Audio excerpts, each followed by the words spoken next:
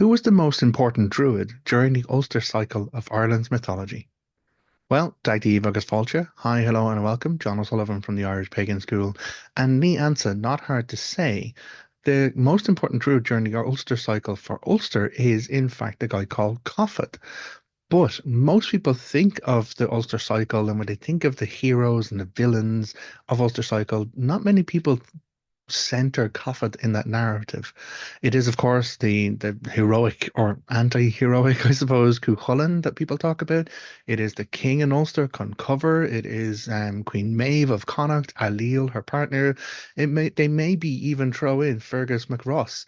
But Cathbad, though he is very influential and crucially important. In fact, nearly all of the stuff sent in the Ulster Cycle centers around Cathbad the Druid, but not many people realize that it is so.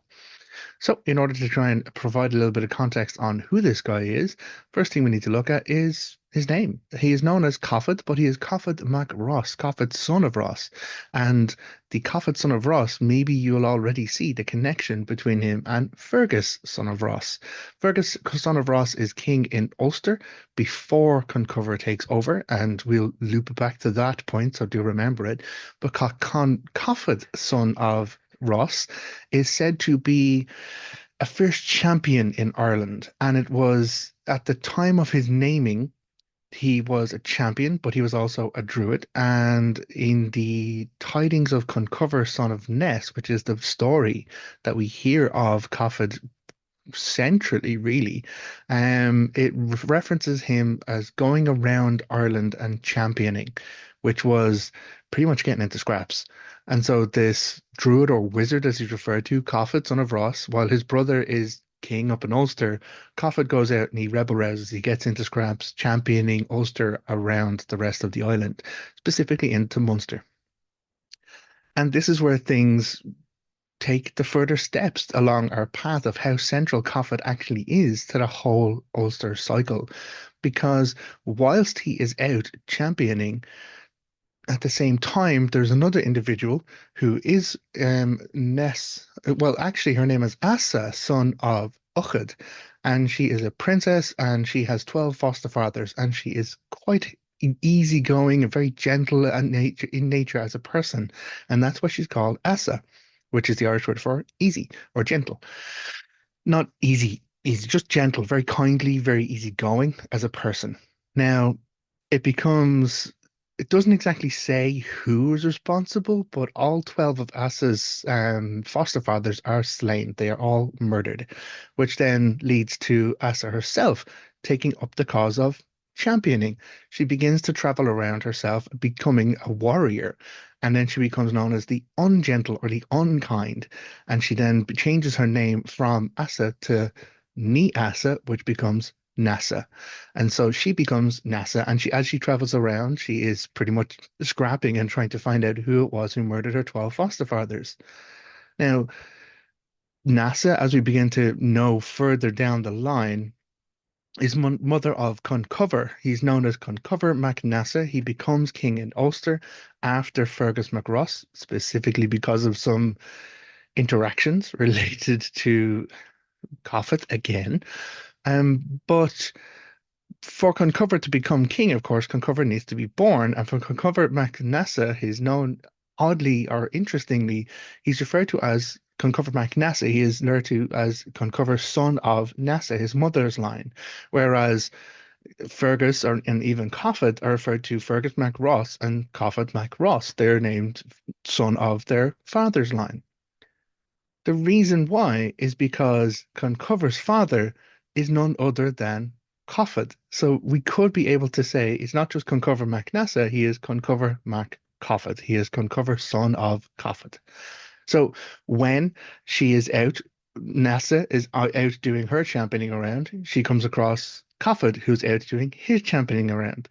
And the story that we have is that he comes upon her, Cathbad comes upon Nessa while she is bathing herself, and he is said to seize upon her, and they foregather, and then she becomes his beloved wife, and bears for him the son, who will be known then as Conchobar mac Cathbad or Conchobar mac Nessa. Now, There is, of course, multiple pre-stories, and this is again the tidings of the birthing of Conchobar mac Nessa, Conchobar mac Coffat. So we have this Druid character who's brother to the king in Ulster, going around having all of his scraps, and then he has found someone who is like, rivaling him in fighting, I guess, and then they come together and they bear a child. It gets a bit weirder though, folks, because Fergus MacRoss, brother to Coffat MacRoss, fancies Nessa, and so he asks if she'll be with him. Now, at this point, it doesn't say if there's a divorce has happened somewhere along the way, but Coffat, the druid, is not around at this point. But Nesta decides, yeah, okay, I'll be with you for a year. I'll be your wife for a year, which was quite common. There were multiple different types of marriages in ancient Ireland, and one was a marriage for a year and a day, which was a union at the end of which people just go their own ways. Now, whether or not Nessa and Coffin had that as well, don't know for sure. But at the time that Fergus approaches her, she's unwed. Now, Nessa, being very smart as she is, decides, yes, absolutely, I'll be your wife for a year and a day if you let my son be king for a year and a day. And so this is how Fergus Ross ends up stepping down from being king, and Concover, the now grown Concover, steps in to be king in Ulster. At which point very sharp NASA tells Concover to take all of the wealth that he can get his hands on and give it to all of these particular individuals, all of these influential people in Ulster. That way, when the year and a day is up, and Fergus is like, "Yep, it was great. Thank you very much. I'll have the seat of the king back." You know, Concover is like, "Well, let's just ask the people who they would prefer to be king." And because he has taken all of the wealth and distributed it to these influential individuals, they all cry for him to remain as king. This sets up the stage for the difficulty between Fergus and Coffat that leads to Fergus taking the branch of the older court and warriors into exile, which then centers a core element of the narrative around the Tomb Chulia, the cattle raid of Cooley, and why Fergus MacRoss, the former king of Ulster, is actually fighting on the side of Queen Maeve of Connacht, who is also a lover of his later on in the narrative. But Coffat is still core here because we have Coffat who has brought Concover into the world, but there's another individual who claims who is directly daughter of, in this case, Coffat, and that is Concover's sister, which is Dector. Now, Dector comes into the narrative very interestingly. It doesn't say exactly who Dector's mother is, but she is said to be the brother of Concover. We find Dector in a number of different ways because she and 50 maidens of the Ulster court are turned into birds and they disappear into the other world. And then Concover sets out with his warriors to try and find the women and bring them back. And all of these stories are in the birth tale of none other than Cuchulainn. And so the warrior, Setanta Maxultum, who will become Cuchulainn, is said to be the son of Dectra. Dectra being the daughter of Coffat. So Cuchulainn, this central core narrative figure to the entire Ulster cycle, his granddad is Coffat, this druid who, again, isn't placed core in many of the narratives, but is just there slightly to the side, influencing everything as it goes along, nudging and changing and shifting the narratives.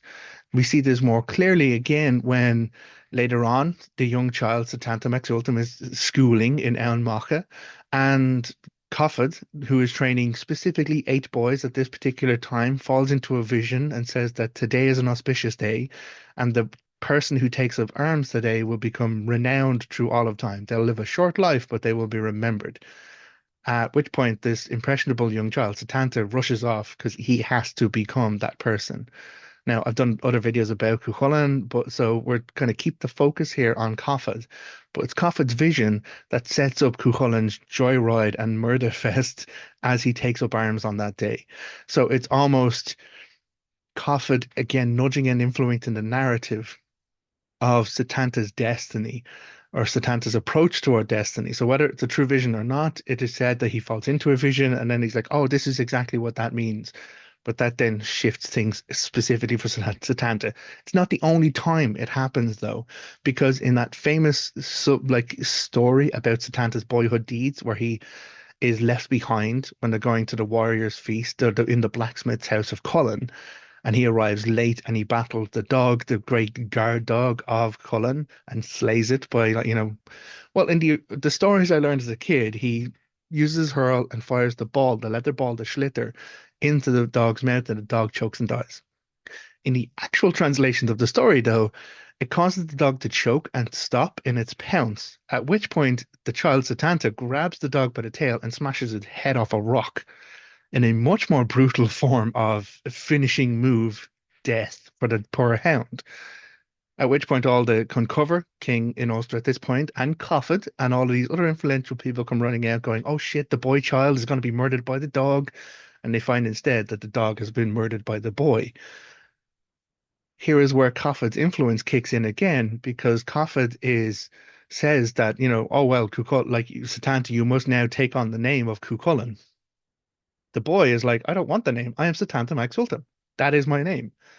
But Cathbad again pushes and says, if you take on this name, this is the name that will be remembered down through all of time. So then again, Setanta turns around and says, yeah, okay, I'll take the name Cuchulainn on the understanding that I will be the guard dog, the hound of Cullen, until such time as I can raise a new dog to replace me in the guard dog duties. So this druid in Ulster, this individual, through all of the narratives, we wouldn't have the Ulster cycle as we know it if it wasn't for Conchobar being born of Cathbad, Dectra being born, and like her son then becoming Setanta, who becomes Cuchulainn. If it wasn't for the machinations between Nessa and Conchobar because of Cathbad, we wouldn't have had the split between Cathbad and Fergus MacRoss, Fergus going to Connacht, and then that sets up everything for that rivalry in the Táin. Now, I did a class in the Irish Pagan School. It's Heroes and Villains of Ancient Ulster, where I go through the Ulster cycle and take time to look at as many of these individuals as I can. I refer to it as heroes and villains, because it's not exactly simple to say who is a hero and who is a villain. But for me, in my personal opinion, looking at everything that Cathbad does time and again, he is twisting, shifting, manipulating, and changing the course of everything to suit his own ends. And that doesn't exactly ring as heroic circumstances, in my opinion. So hopefully this has been interesting. If you'd like to take the class, Heroes and Villains, I have a link down below over at the Irish Pagan School. If you're not ready to take a full class, go to irishpagan.school/free, and you can pick up some free resources there to just dip your toe in and get started with Irish mythology, culture, heritage, and spirituality. Until next time, look after yourself, take care, agus slán. Goodbye.